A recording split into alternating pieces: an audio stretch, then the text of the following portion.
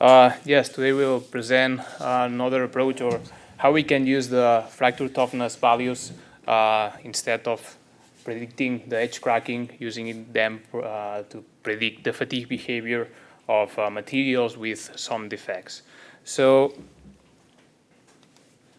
as you probably know, the main tendency in the automotive industry is move to the internal combustion engines to the electric vehicles. So this change of platform results in an increase of weight of the vehicle in about the 15 or 40% of the vehicle. So if we want to maintain the original weight of the vehicle and reduce this weight of the electric vehicle, what we can do is reduce the weight of the chassis of the vehicle. Okay, so by reducing the weight of these different components in about 24 to 30%, we can reduce and maintain the original weight of the vehicle. In fact, this is the aim of the Fatigue4Light project, where we are developing new techniques and also using new materials to reduce this weight of the vehicle. In this case, we are considering, as I mentioned, different materials from advanced high-strength steels, stainless steels, aluminum alloys, hybrid materials. So we are considering almost all the industrial materials, let's say, to reduce the weight of the vehicle, but also considering the affordability and sustainability of these materials, which is an important part in the design of these components. So this is a project carried out by 13 partners, where we have research centers, academics, and also part producers, so the final producers, and steel making, and also material making partners to address this or to achieve this aim. So, but when we are talking about chassis components, we have to address different properties. So in this case, here you can see two different chassis components, a lower control arm, and also the chassis of the heavy-duty vehicle. And if we want to reduce the weight of these components, we need materials with good fatigue properties, but also with a good formability. Since we are decreasing the thickness of the material, we have to maintain the stiffness of the component. So this stiffness reduction can be compensated by changing the shape, or slightly changing the shape of the component. So we need a good formability. So here, the banana plot, if we want to improve this behavior, we can move to a material with a higher tensile strength and with better elongation as well to achieve this lightweight design. So, but if we move to a material with a higher tensile strength, in theory, we have a good material without defects, so a perfect material, let's say. We will increase also the fatigue resistance of the material, so we can reduce the thickness of the material that we are using. But when we are we're addressing these different applications where we have trimming operations, shaded edges, or also perhaps we have some coatings like in press hardening materials, we're introducing some defects in the material. So such defects can reduce and limit the fatigue resistance of the material. Then it's not that clear that the lightweight design can be addressed by only using a material with a higher tensile strength. Additionally, if you look at the fracture toughness evolution by considering increasing the tensile strength, we see that in the conventional materials, if we increase the tensile strength of the material, the fracture toughness is reduced, but not for all the materials. So, for instance, for a given yield strength, we can move to another material with another microstructure to maintain this fracture toughness or even improve it. So the aim is to use these two different properties, fracture toughness and fatigue, and see how we can use mainly the fracture toughness properties to assess which will be the fatigue resistance when we have a defect in the component. So in this case, in the Fatigue4Light project, we addressed this point by testing 3 different materials, a DP and 2 CP grades. And the main idea is to cover a wide range of mechanical properties with different tensile strength and also different microstructures to see how we can achieve this lightweight design. In this case, we evaluated the fatigue resistance of the material by testing 2 different conditions. On one side, we have these hourglass specimens with a poly stage. So this is the perfect condition, let's say, without defects. So and can be considered a notch specimens. And on the other side, we have this trimmed specimens, so where we have the defect here in the edge, and we can consider them as notch. So the trimmed specimens were obtained by simply sharing the material, and we obtained the well-known shared edge morphology, where we have, well, this plastic deformation, but also these small defects that we are introducing due to the fracture of the material in these operations. In this case, we trimmed the materials with the same or almost the same clearance, and we tested the fatigue behavior of these materials. In this case, we used a rapid fatigue method that we developed in the Fatigue4Light project. This method is based on to see how the fatigue damage is evolving during this fatigue test, where we are increasing the stress amplitude between these different fatigue blocks. And by using this data, we can rapidly assess the fatigue limit of the material and have an idea of what's happening or which will be the effect of these different defects in the fatigue resistance. In this case, we are always focusing in this incipient fatigue damage, in this continuum damage mechanics regime, and we are just skipping the part of fracture mechanics when we have a large crack and the crack is only propagating. So we also evaluated the fracture toughness by using the essential work of fracture. As has been explained, we can obtain the energy required to initiate the crack, but also the energy required to initiate and propagate this crack. And if we analyze the data that we obtain, the fatigue results from the rapid method, we can clearly see a difference. In this case, you can see the plastic strain. So this is the damage, let's say, that we have in the material and how it's evolving throughout the test. So is the plastic strain plotted against the maximum stress amplitude for each fatigue block. And here, by analyzing this data and using the points that belongs to this microcrack initiation and also microcrack propagation, we can easily determine the fatigue limit of the material with the different conditions. And also here we compared the results from the rapid fatigue method and also with the results obtained by the Starcase method, so the conventional methods, and we obtained, let's say, the same results. So here, if we plot this fatigue data for the condition without defects, so the perfect condition against the tensile strength, what we can see is what we saw at the beginning of the presentation. So if we increase the tensile strength of the material, we increase the fatigue resistance of the material. But when we have a defect, this behavior is completely different. And for some materials, we have some fatigue reduction. So for instance, for the DP600, the fatigue resistance is almost maintained, but for the other materials, it's reduced for the CP.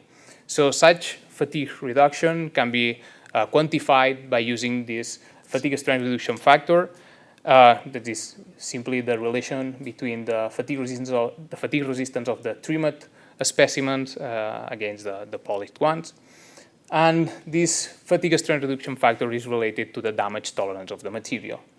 So if we plot this data, this fatigue strength reduction factor against the fracture toughness values that we obtained with the essential work of fracture test, we can clearly see that at a given point we are achieving a kind of a plateau. So the materials that present high fracture toughness shows also a low sensitivity to the effects. So this KF factor, this fatigue strength reduction factor, is almost 1. So the fatigue resistance between the polished and the trimmed specimens is almost the same. This trend is also maintained for the energy required to initiate a crack. But why we can relate these two properties, this fatigue behavior and also the fracture toughness behavior? Well, here you have a defect that we can find in the trimmed edge. And the main point is that if we analyze which is the dimension of the cyclic plastic zone at the tip of this defect, which can be considered as a crack, this plastic zone is quite large, so is really relevant compared to the dimension of the crack. So for these materials, we can say that the small scale yielding conditions are not fulfilled.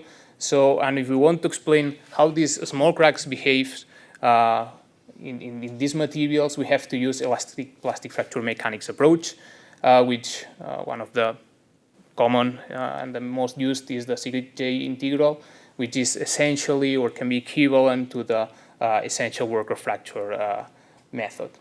So, but at the end of the day, what we want to propose and what we develop as a tool is this plot, where here you can see the fatigue data for the polish stage. So this is let's say a conventional result that you can obtain from the steel makers against the fracture toughness values. So by plotting all of these data here, you can clearly see that some materials present a really good fatigue resistance, but the fracture toughness is really low. So this means that we will have a material with a good fatigue resistance, but when we have a defect there, the fatigue resistance will be completely reduced. So the main aim is try to use this graph to select the new materials to address this lightweight design. For instance, here you can see the material that Davide showed for the wheels, this DP steel, and then, for instance, the CP800 is this one here. So this is the trend is try to use the materials with both, let's say, high fatigue resistance, but also high fracture toughness values. Now it's time for Michele. I'll leave the word to you. Thank you, Sergi. So, good morning to everyone. So, in Fatigue4Light, we are working not only on the samples, so on the small pieces of steel, but we would like also characterize the component to understand if what we see at sample size can be reflected also in real part. For this reason, we took under exam a complex component that we have in our vehicle, a chassis component, safety component, that is the lower control arm. And today, such kind of component in our vehicle is done using the complex phase 800. The goal is to produce and test this kind of grade, this kind of component using the CP980, so the ones that we have seen just before, tested by Sergi. To do that, we would like to stamp the component at 3.5 millimeter for both the materials, make the bench test of the components, and after correlate virtually what we see in the physical bench test and what we see on the virtual simulation. After making the merging of these two results and having at the end the same figures, we will try to understand what will be the maximum lightweight that we can achieve using the CP980. Oh, sorry. So, to do that, we perform firstly the simulation on the CP800.